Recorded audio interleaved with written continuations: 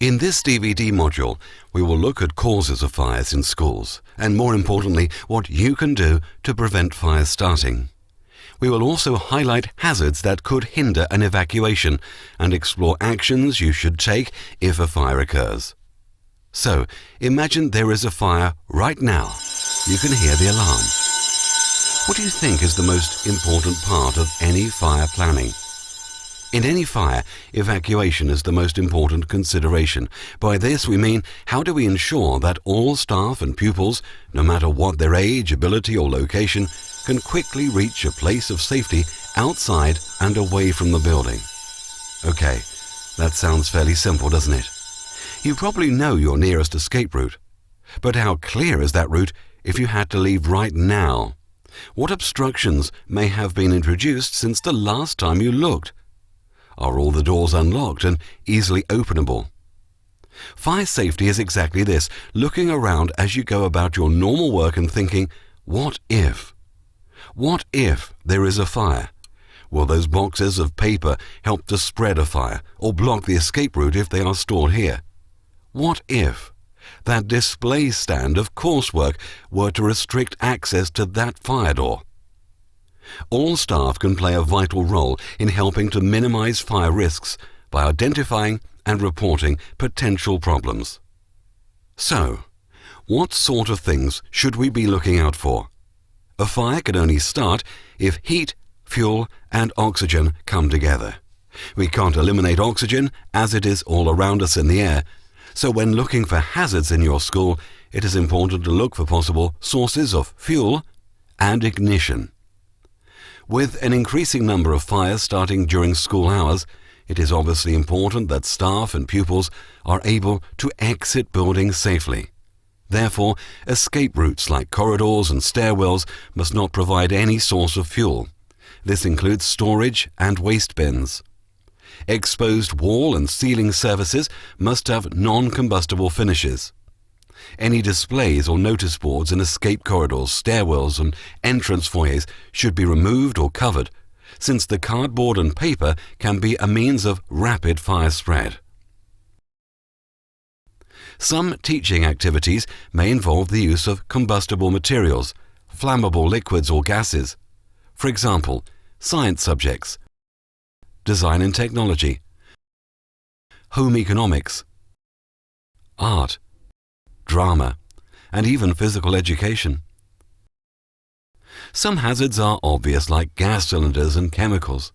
Others, like combustible sports mats, stage materials or backdrops, and raw materials used in design and technology, may not be so obvious. You do have to remain vigilant to ensure that all combustible or flammable materials and equipment are handled and stored safely. As far as possible, sources of ignition and combustible materials should be kept apart. Electrical equipment is a potential source of ignition that can be found in most areas of a school. Computers and other equipment can impose heavy demands on the electrical system. Wiring, plugs and sockets that are overloaded or in poor condition are a fire hazard. Socket adapters must never be used, and temporary extension leads should be replaced with permanent solutions as soon as possible. The risk of overloading sockets can be a particular problem in winter if supplementary electric heaters are used. Care should be taken to ensure that any portable heaters are not placed near combustible materials. All portable electrical appliances should be inspected periodically to comply with the Electricity at Work regulations. These checks, commonly known as PAT testing, must be performed by a competent person, and checked equipment should be labeled. If an appliance does not have a current test label that shows it has been checked, do not use it. If equipment has an obviously damaged cable or loose plug or does not operate correctly, report it, and again, do not use it. A school is not just about classrooms and teachers. Many other people help ensure that schools operate efficiently. These include kitchen staff, caretakers, assistants, and administration staff. All of these people work in areas that have their own unique challenges and potential fire hazards. Boiler rooms are an obvious example. Hazards vary depending upon the type of fuel used and the size of the school. It is important that any combustible materials are kept well away from any sources of heat. Boiler rooms should never be used as a storage area due to the high risks involved. Another hazardous area is the kitchen. The mixture of naked flames, electricity, cooking oils and other combustible materials all help to make this a high fire risk area. Staff in these areas should be trained to use all equipment safely, including fire extinguishers and any built-in fire suppression systems. They should also know how to shut down gas and electricity supplies in an emergency.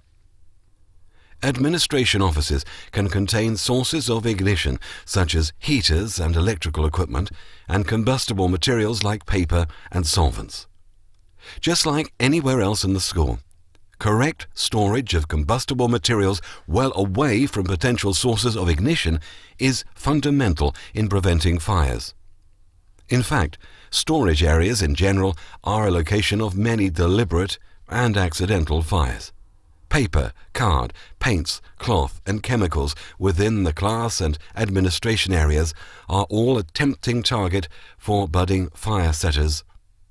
Externally, particular attention should be paid to caretakers and groundskeepers' stores, where flammable materials like petrol for lawnmowers, gas cylinders and other chemicals for science and design laboratories may be stored.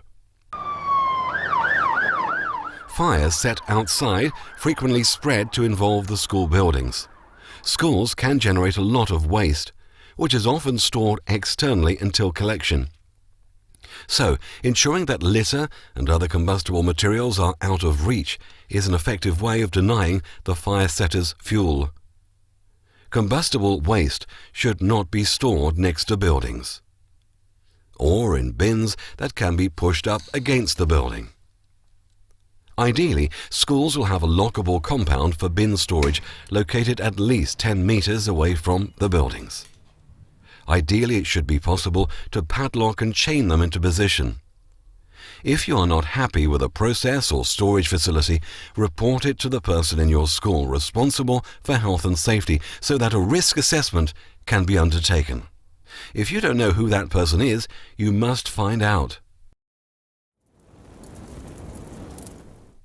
And what about ensuring safe evacuation? Let's look again at escape routes. Although the free space found on escape routes, under stairways and near final exit doors can be tempting as an additional storage area, they should always be kept clear. Other obstructions that you might encounter in corridors and stairwells are sports equipment, AV equipment, and delivered stock. These can all prevent people leaving the building and may even block doorways or help spread the fire. Most injuries relating to fires are due to smoke inhalation.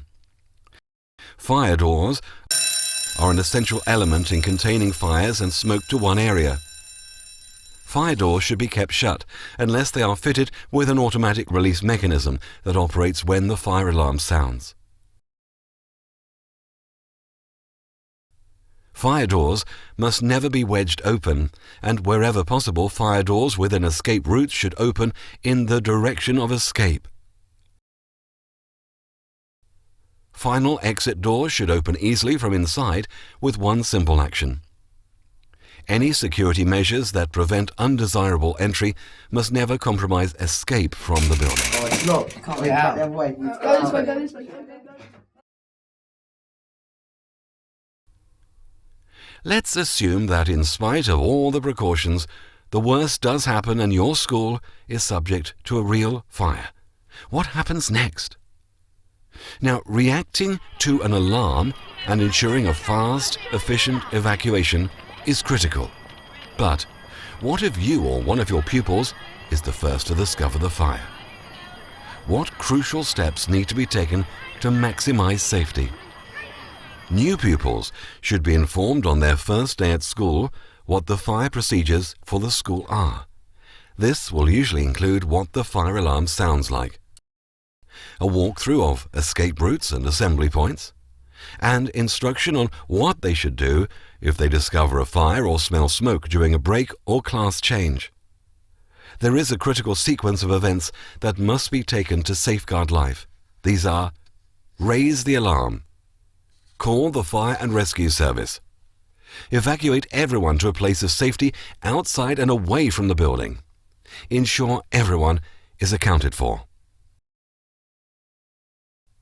You may consider tackling the fire using a fire extinguisher, but this should only be done after the alarm has been raised and the evacuation has started. You must not tackle a fire unless you have been trained. It is safe to do so, and someone knows what you are doing.